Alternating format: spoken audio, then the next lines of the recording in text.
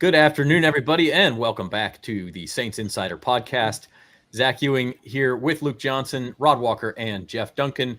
If you're joining us live here on Friday afternoon, welcome in. And we'll be talking lots of Saints and Chargers joint practices, the preseason game Sunday, going through some – it's been a newsy day, actually. Marshon Lattimore exits practice with what looks to be hopefully a minor injury. We'll dig into that. We'll talk about some more stuff. And then if you are listening on podcast later on, then you may have already heard the news, but there's a possibility the Saints game Sunday getting moved because of Hurricane Hilary. So lots of stuff going on. We encourage you to subscribe to the Saints on NOLA.com YouTube channel. Sooner or later, that will be the only place to find this show live. So go ahead and subscribe there if you haven't already. And also on podcast, Apple Podcasts or Spotify, leave us a 5-star review, leave us a comment. Tell us maybe what you would want to hear a topic for a podcast in the future. We'll be back with you on Tuesday after the Saints play the Chargers. But for now, we got a couple of the guys out in California. Luke, they're in the sunshine, and Jeff's on the inside. And they have just come from the second joint practice between the Saints and Chargers. So let's start there. Luke, what are your main takeaways from the 2 days that you've seen the Saints practice with the Chargers? Well, I think Duncan has alluded to this a couple of times. It's been a little bit of hit or miss out here, but I think that's because they're playing a good team with some really good players. And we've seen, I think, enough glimpses to kind of validate some of the positive vibes we've had about this team. I got a chance to watch defense yesterday, and I strictly watched the offense today. I think both of them came away, left me feeling that the ones are a really, really solid unit. I think they've got some really good weapons for Derek Carr to work with. I've been really impressed with Carr himself. He's got such a great connection with Juwan Johnson, Chris Olave built already. They're working Michael Thomas back. I think we've all agreed that he's not quite there yet, but I think he's making strides. I think he's definitely better now than he was when they first opened camp. I really like Kendre Miller. I think they've got something in him, an explosive type of player. And then defensively, the Chargers kind of won their fair share the other day, but when they got down to the nitty-gritty, they're down in the red zone. Chargers had like 10 plays with their first team offense to try to punch it in, and they got no points. So I really like some of the things we're seeing there. I think they're really stout on the back end, and really, they made a bunch of run stuffs yesterday that were really encouraging as well. So, I don't think I'm coming away from this joint practice feeling like the Saints are, all of a sudden a 13 or 14 win team. But I do feel like we saw that they're good, and they're good enough to beat this team. Yeah, it's interesting, Dunk, because you see, you'll see one reporter tweet something out about how great a player looked, and then you'll see another reporter literally 5 minutes later or less tweet out something that doesn't make the Saints look so good, or a Chargers reporter tweeting out how good the Chargers are doing. And it just goes to show you what a mixed bag it can be, especially when you get ones on ones. I mean, look, no team in the NFL is unbeatable and is going to look good all the time, and so we've seen some good and some bad. Yeah, great point, Zach. And I think, there's so much going on. You've got action simultaneously taking place on both fields. And so it's impossible to see everything that's taking place. The coaches themselves, Dennis Allen today said he was with the defense all day. He didn't even have a chance to watch the Saints offense. He'll go back and watch the film before he can make an evaluation. So we're all in the same boat. And really it depends on what you're watching at the given time. I was trying to watch Trevor Penning in the offensive line and protection today, so I missed a ton of things downfield. Any type of pass downfield, I really couldn't see it because of the vantage point I was at. I'm sure that's going on with reporters on both sides of the action today, and you really have to kind of know what you're watching too. I think that's important. When you're watching these one-on-one passing drills, Rod can tell you this. I mean, they do them in Saints practice.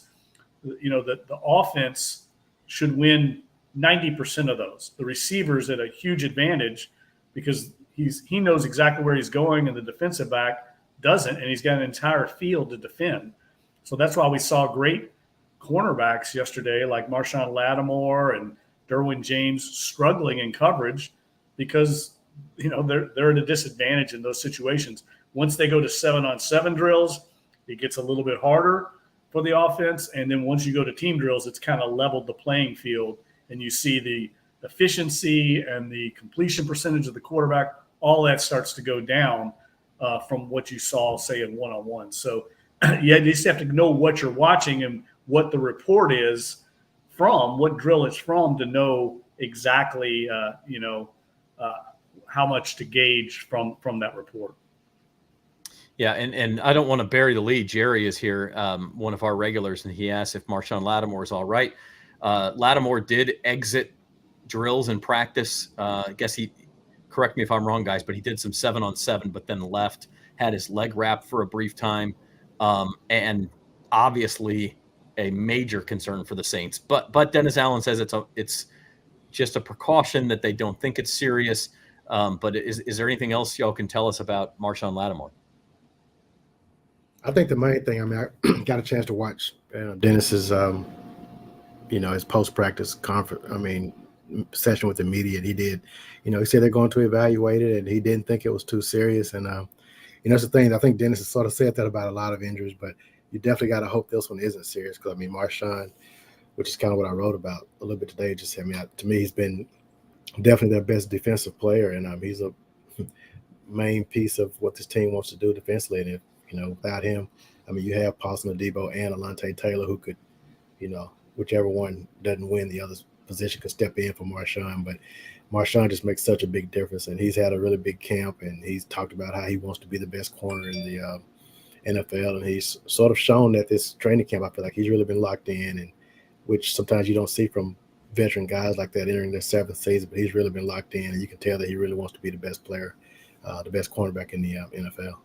Yeah, I'd say this. If you were going to list the 3 to 5 most indispensable players on the team, Marshon Lattimore would be in that number for sure, right at the top probably after Derek Carr. So it doesn't sound serious, but that would be a devastating blow if he's out for any period of time. Yeah, I think just based on what we saw today, his body language looked pretty okay on the sideline after he left practice.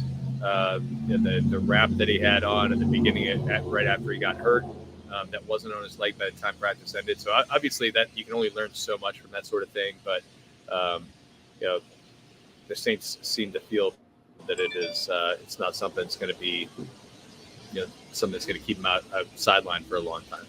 And I assume he probably wasn't going to play Sunday anyway. I'm not sure you all may have a better feel for that, but even if he doesn't, I think this gives a chance for the 2 guys I just mentioned, Alontae and Paulson Adebo, to get some more work against a team with some really good receivers. So I think that actually, could work in the Saints' favor. And again, I don't know if the plan was to play Lattimore or not on Sunday. But...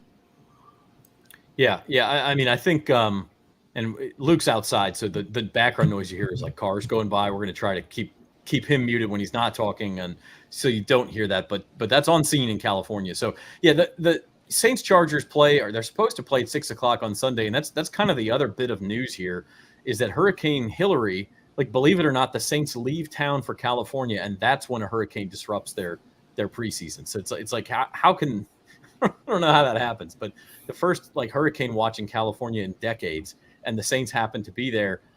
It sounds, Jeff, like if anything, this game will get the kickoff time may get moved up a little bit. I don't think we're in danger of losing a game. No, I don't think so either, Zach. The storm itself, early forecast projections would have it getting into this area sometime Sunday night. So I think by moving the kickoff up, they could take care of a lot of things, get the fans out of the stadium and home. The stadium support staff would be able to get done with their jobs and get home. And then as well, the New Orleans Saints, who will be on a charter flight, they could get on their flight and get out of it before really anything happened here. Most of the forecasts say that the storm itself will weaken as it gets on land. There's cooler water up around this part of the continent, so that would weaken the storm as well. So there's a lot of reasons to believe it wouldn't be anything more than maybe a major rain event with some heavy winds. But nevertheless, you don't want to mess with that when you have that many people at a stadium. So it makes sense if they were to do something to move this kickoff up, maybe to noon or 1 o'clock on Sunday. Yeah, and you're talking about a lot of police presence at a game like that too, which they could use those people elsewhere, and even a lot of rain. Like those who have not been to LA, it's a very hilly area, very mountainous even at points. And if you do get a lot of rain, you can have flash flooding, and so that's a concern too, and something that the Saints want to avoid. The city of LA, I'm sure, wants to avoid, and you guys want to avoid, Luke. Yeah, let's not get stuck out here. As delightful as it has been, living in like 65 to 80 degree weather all day. I would not like to be here for natural disaster area. This is supposed to be the stuff we leave behind in New Orleans on these trips. Next thing you know, we'll come back and have an earthquake in New Orleans. I won't. We'll knock on wood, but like it's cats are getting along with dogs and all that kind of stuff. The world's gone crazy. So anyway, we want to kind of keep it to football. Let's talk about that game for a minute, as it looks like it's going to be played. And we've thought all week, Rod, the Saints starters probably not going to see much time. I don't think the Chargers starters will either. The Saints are favored by 3.5 points for whatever that's worth. I mean, it sounds like the Chargers really may not be playing a lot of their regular guys. Do you have any sense of what you'd like to see Sunday night? Again, I think I may have said this last week. I think Trevor Penning's the guy that whenever Derek Carr is not playing, Trevor Penning is who I'm watching. So, again, just want to see how he matches up with some of those guys. And, I mean, he may not be going up against Khalil Mack or Bosa because, maybe they won't play. But I still just want to watch his progression, and I want to watch these Saints cornerbacks, especially if Marshon doesn't play, which I don't think he will, and just kind of want to see them get some more work. But I don't think we'll learn as much about the Saints this Sunday as we did last Sunday, just because I don't expect to see a lot of those guys playing. But I do think we'll learn something about those guys at the end of the roster that are trying to make these spots. And I mean, those are the guys you really want to see. You want to see if guys like A.T. Perry can, stack another good game together like he did last Sunday. And Keith Kirkwood, he had a touchdown. You want to see what he can do. Younger guys like John Trey Kirkland, Jalen Smith, another guy I'd like to see just because he's, sort of new to this team and he'll get his first action in an actual game. So there's some things to watch despite not seeing the starters that I don't think we'll see. Yeah, we just got a tour of the rental house out there in LA, Luke trying to find a good place with some good audio. So, hopefully that improves. But Luke, Jeff, do you guys have any sense of, Trevor Penning is one starter you'd think may play. I know Jalen Smith's been practicing with the ones while Demario Davis has been out. So I would assume we'll see him play if you count him as a starter. Who else might be out there? Well, look, I think those two guys are two ones to watch for sure. I imagine they want to get Jalen Smith a few reps for sure with the defense, kind of get him comfortable with the defensive system. And there's no doubt Trevor Penning's going to get reps. I mean, that's basically what they're doing with Trevor Penning right now, is giving him a crash course in left tackle play in the NFL. They need to get as many reps in him as they can. I'm writing my column, a little sneak preview of my column today about his performance here the last 2 days, and he's actually held up pretty well. He's had some plays where he's been beaten. He's going against elite pass rushers and Khalil Mack and Joey Bosa. He's lost his share of battles, but he's also won his share. So I think that's encouraging what we've seen from him. You can see the talent with Trevor Penning, but there's going to be some growing pains. There's no doubt about it. And at that left tackle position, such a critical spot, guarding the blind side for Derek Carr. They need him to mature and to kind of come into his own as quickly as possible. That's why I think for sure we're going to see him a certain amount of reps for sure on Sunday. Luke, anybody else you anticipate seeing? Well, I think the guy I'm really actually most excited about seeing isn't really a starter. I think Kendre Miller's had a couple of really nice practices out here. And obviously he's a guy we were a little bit concerned about this time, just a few days ago. After he injured his knee in the preseason opener, we weren't really sure what we would see out of him. He's come out here and he's looked, I think, really explosive in this Saints kind of zone run blocking offense. And I think he's going to have an opportunity this week to play a lot. I would imagine either Jamal Williams or Alvin Kamara is not going to suit up on Sunday against the Chargers, maybe even both of them. And we might get an extended look at somebody like Kendre Miller. I don't think we got to see what he could do against the Chiefs. He only had, I think, 5 touches in that game.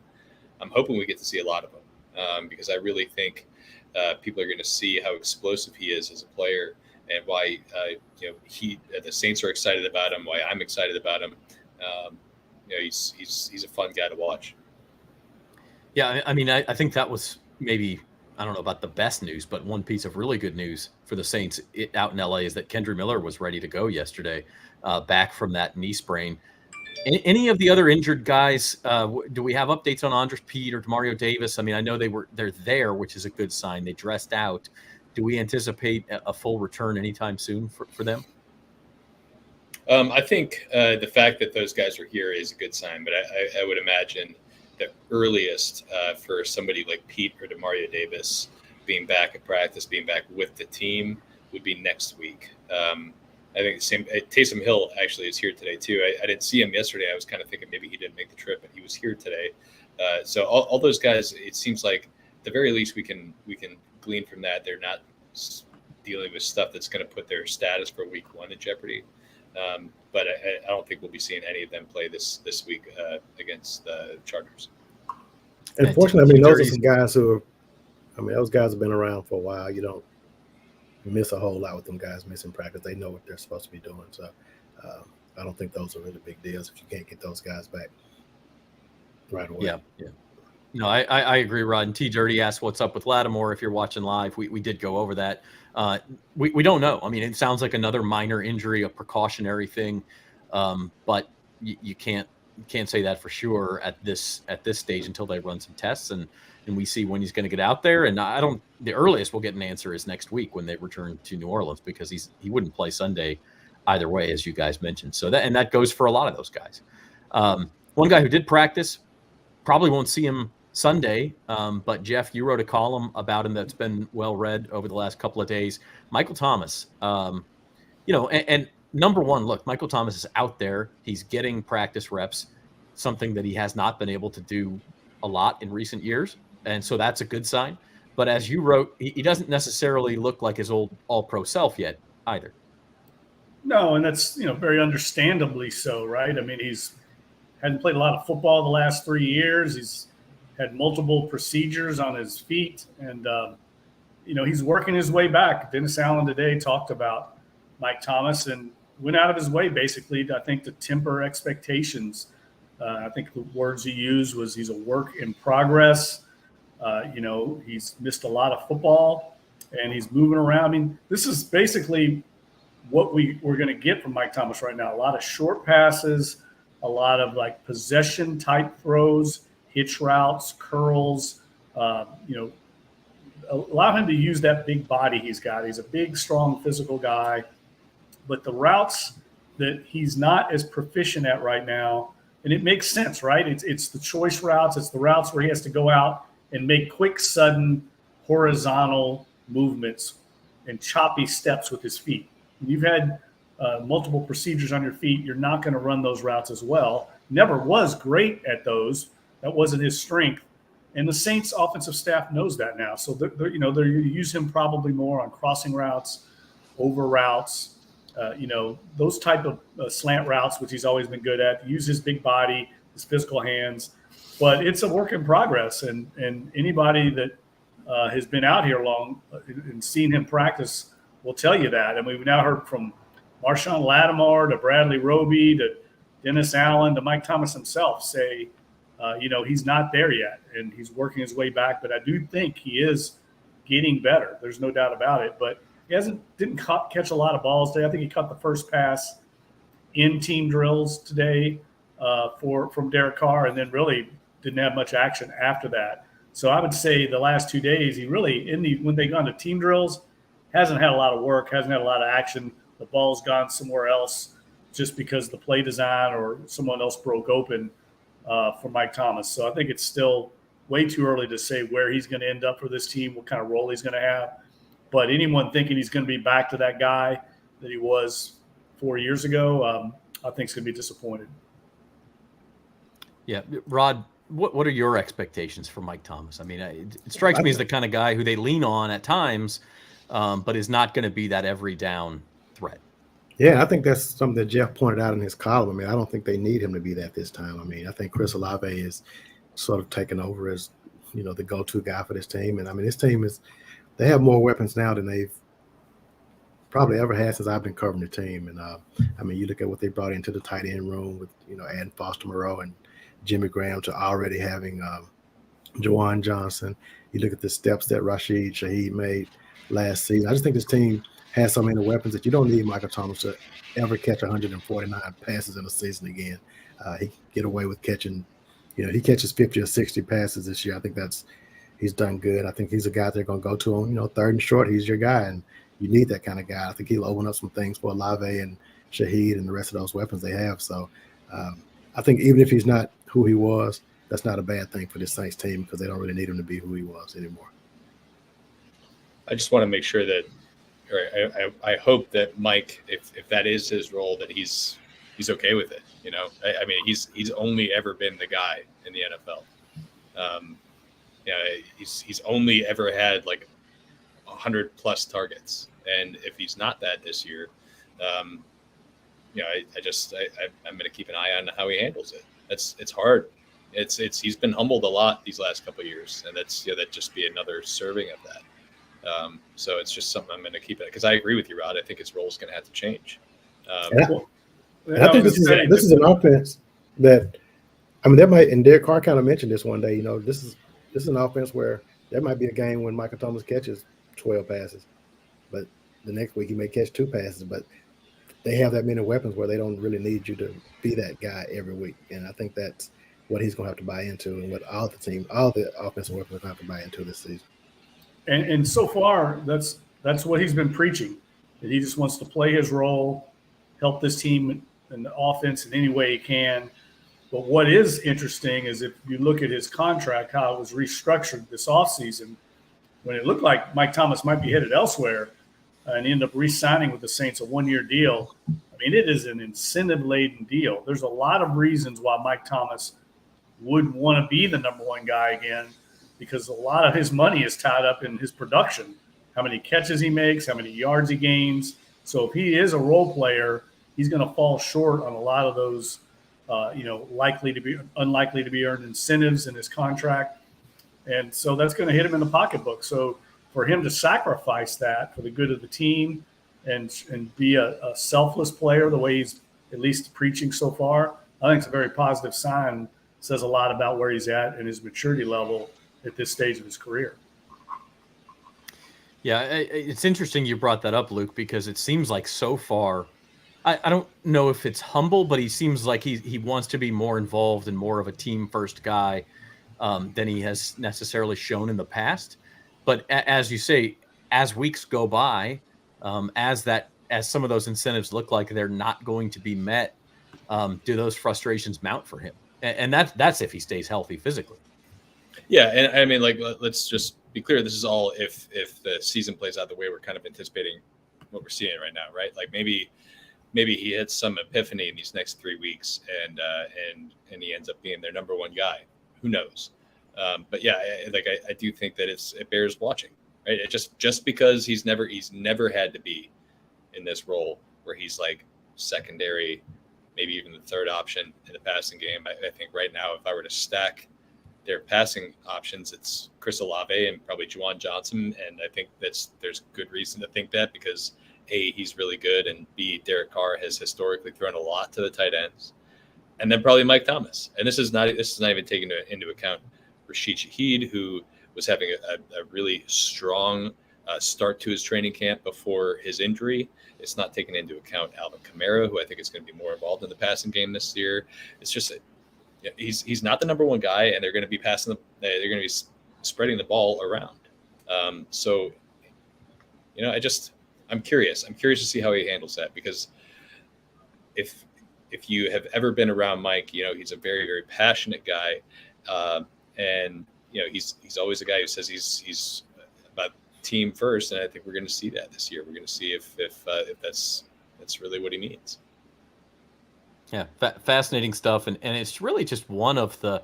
elements around the Saints that we're uncertain on this year. And I found it interesting, and maybe we'll kind of wrap things up with this. Jeff, you did your annual survey of New Orleans media members and asked them to predict the Saints record this year. And much like last year, when I believe all 28 respondents had them with a winning record, 27 of the 28 had them with a winning record. We had 8-9 sprinkled in this year. Like in Las Vegas, their win total is 9.5. So they are expected to be a winning team, but really not by much. But we saw the 8-9. Everything else was between 9 and 8, all the way up to I think 12 and 5.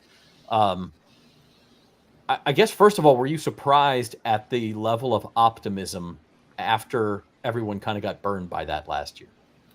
No, actually, I was a little more surprised that more people weren't as optimistic on the final record. When you consider, I think it's the easiest schedule on paper or the second easiest, depending on, which analytics you look at. The fact they don't really play any of the top 10 elite quarterbacks in the league.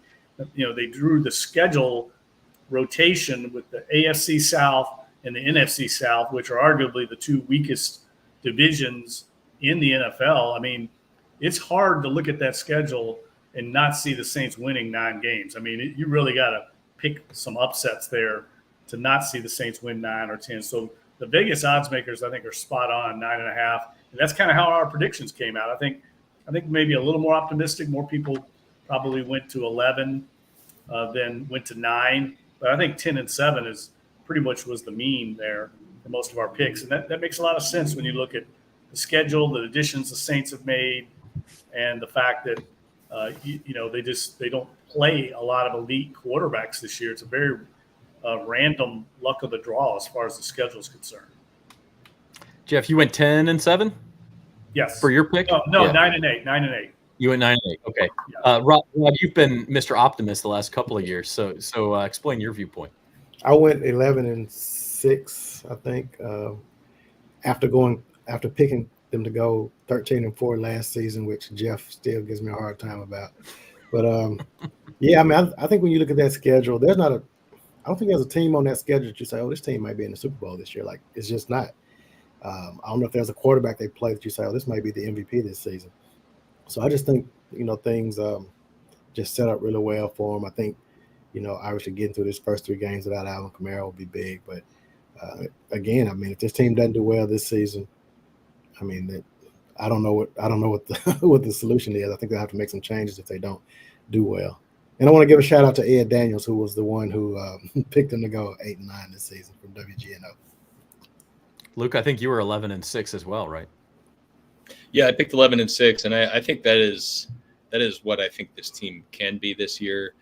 But if they deal with injuries the way they have the last 2 years, I think it has a chance to go really bad.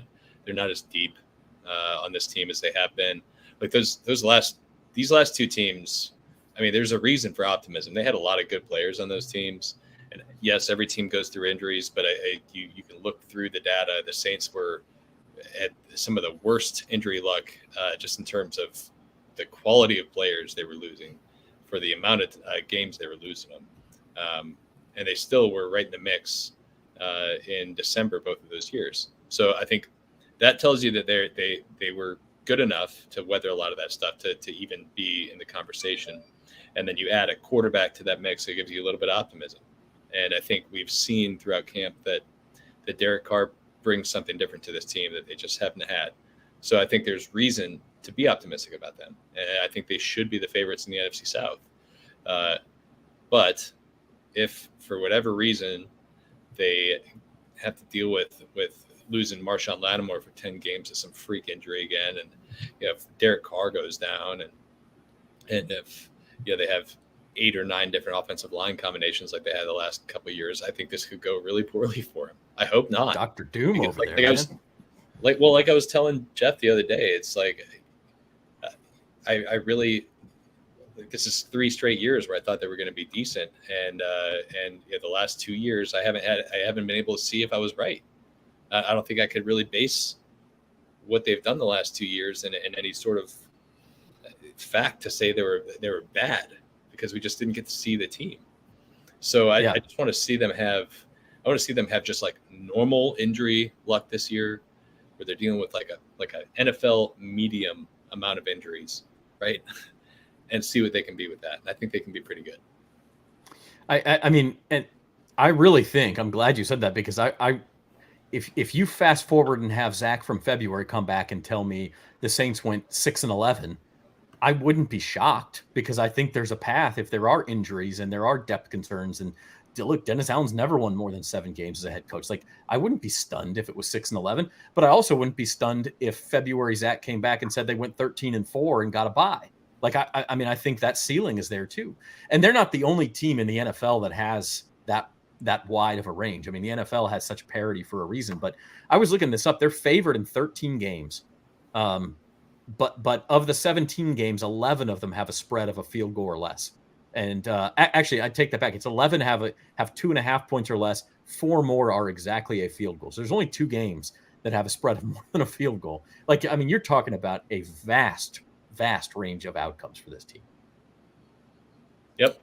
And I think you also just look, everybody keeps talking about the NFC South being a terrible division, because that's what it was last year. And then the champion of the division for the last 2 years looks like it's going to be one of the worst teams in football this year, right? The Buccaneers look awful. But I think there's a chance that the Saints are good. I think there's a chance the Falcons are really good. I think there's a chance if Bryce Young hits, that the Panthers could at least be in the conversation for a division title, if not, something more than that. So, like, I don't think the division is going to be as bad as people think it is, and I think that you throw in a lot of this other stuff, that there could be just a huge level of variance in this year's team and the way things play out. So I guess you'll have to stay tuned. The Saints Insider podcast will be back on Tuesday. Subscribe to the Saints on NOLA.com YouTube channel, and we're going to start putting stuff live up only there and only there. So make sure you're subscribed. Hit the like button for us. Also subscribe on Apple Podcasts or Spotify. Leave a 5-star review if you are watching there. And we're about to wrap things up. I do just real quick, going back to Saints Chargers on Sunday. Rapid fire.